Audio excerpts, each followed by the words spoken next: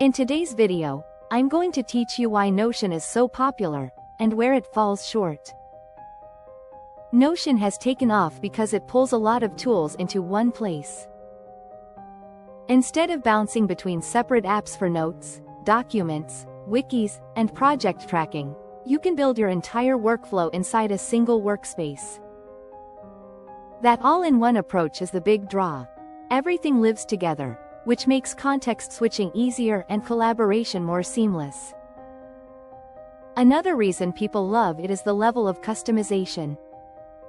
Notion starts as a blank canvas, and you shape it to fit your brain. You can design pages, dashboards, and systems that mirror the way you think. For many, that flexibility feels empowering. You aren't forced into someone else's template or rigid structure, you create your own. Under the hood, databases are the star. They let you structure information, add properties, and link related items across pages. With relations and rollups, you can connect tasks to projects, notes to clients, or goals to outcomes, then view that information from different angles, tables, boards, calendars, and more. This relational model is what enables Notion to scale from simple note collections to light project management and knowledge bases. For straightforward needs, the interface is approachable. Adding text, dragging blocks, dropping images, and spinning up a basic database feels intuitive, which lowers the barrier for new users. You can get something useful up and running quickly, then refine as you go. But the very flexibility that makes Notion powerful can also make it hard to master.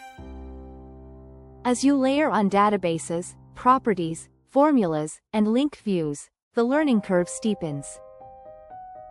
It's easy to overbuild, and the system can become confusing for you and your team.